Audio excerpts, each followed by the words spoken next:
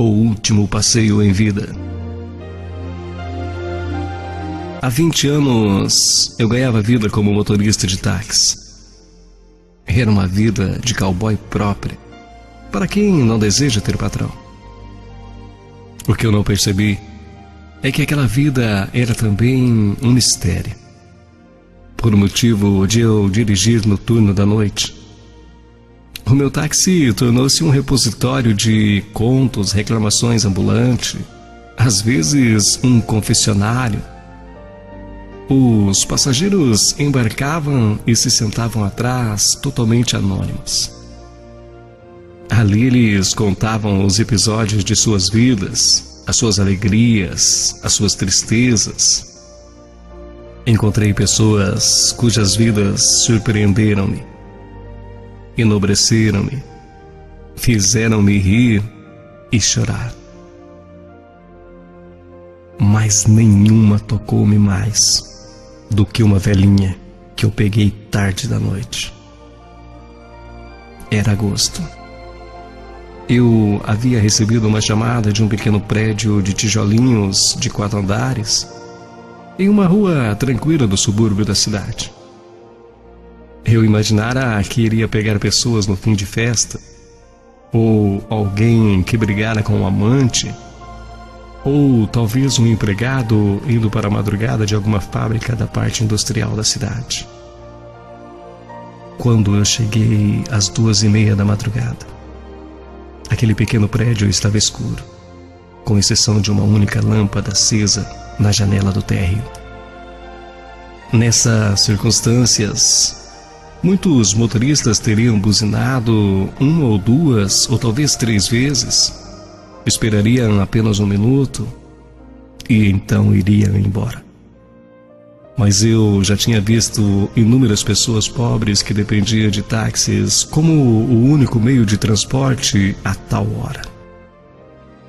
A não ser que a situação fosse claramente perigosa, eu sempre ia até a porta.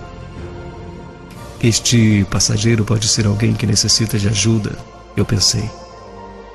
Assim, caminhei até a porta e bati. 1 minuto, respondeu uma voz débil e também idosa. Eu ouvi alguma coisa ser arrastada pelo chão e depois de uma longa pausa, a porta abriu-se. Aquela porta abriu e uma pequena senhorinha apareceu. Ela estava usando um vestido estampado e também um chapéu bizarro. Aliás, mais parecia com uma caixa com véu. Era um daqueles usados pelas senhoras idosas nos filmes da década de 40. Ao seu lado, havia uma pequena malinha de nylon. O apartamento parecia estar desabilitado há muito tempo. Toda a mobília estava coberta por lençóis. Não havia relógios, roupas ou utensílios sobre os móveis. Em um cantinho havia uma caixa com fotografias e vidros. O senhor poderia levar a minha mala até o carro? Ela me pediu. Eu então peguei aquela malinha e caminhei vagarosamente para o meio-fio. Ela ficou agradecendo a minha ajuda. Não é nada, senhora. Eu apenas procuro tratar os meus passageiros do jeito que eu gostaria que tratassem a minha mãe, eu disse. Oh, você é um bom rapaz, isso sim. Quando embarcamos, ela então deu-me o endereço e me pediu. O senhor poderia ir pelo centro da cidade? Mas, senhora, não é o trajeto mais curto, alertei-a prontamente.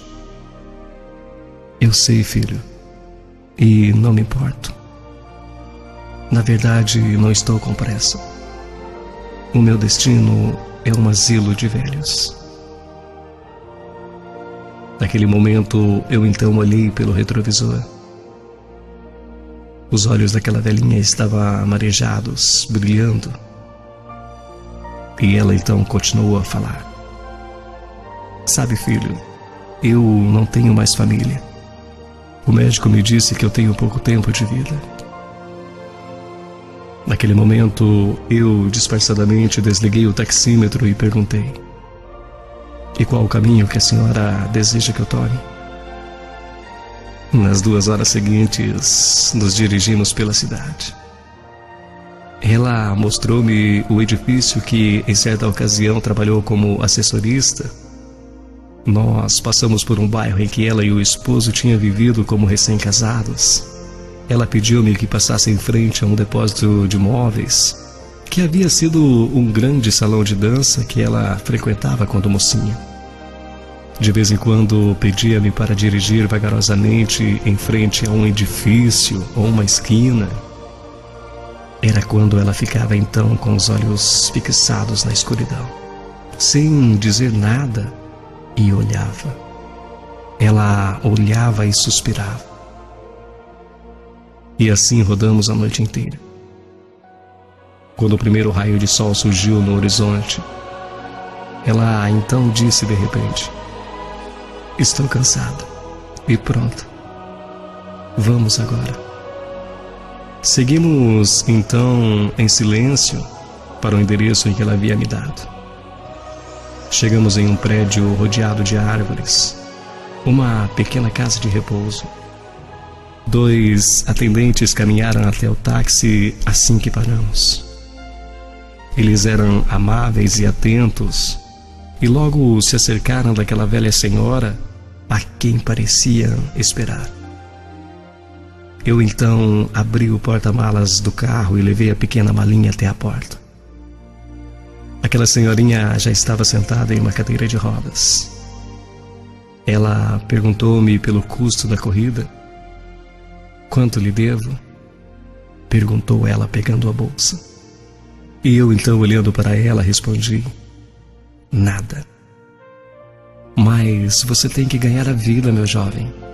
"Não se preocupe, senhora. Há outros passageiros."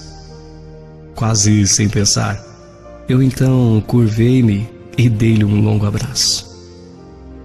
Ela me envolveu comovidamente e devolveu-me com um beijo afetuoso e repleto da mais pura e genuína gratidão, e disse: "Hoje, filha, você deu a esta velhinha bons momentos de alegria. Momentos como eu não tinha mais há tanto tempo. Só Deus é quem sabe o quanto você fez por mim nessa noite. Obrigado, meu amigo.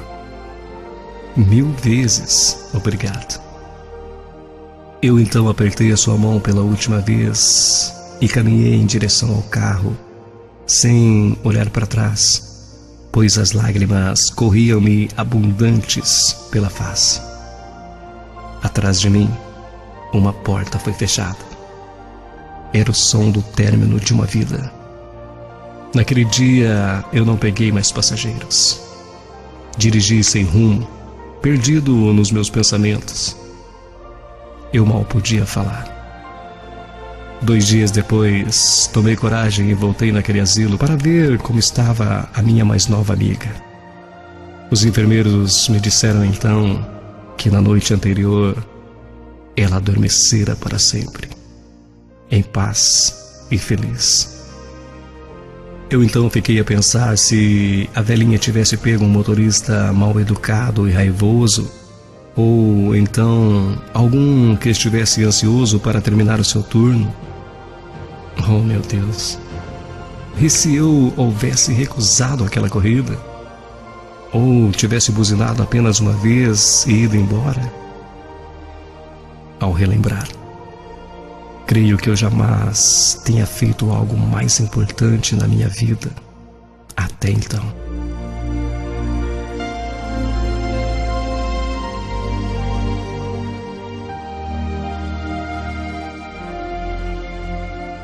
Em geral, nos condicionamos a pensar que nossas vidas giram em torno de grandes momentos.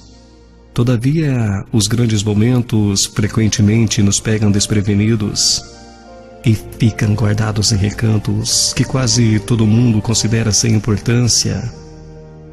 E quando nos damos conta, já passou.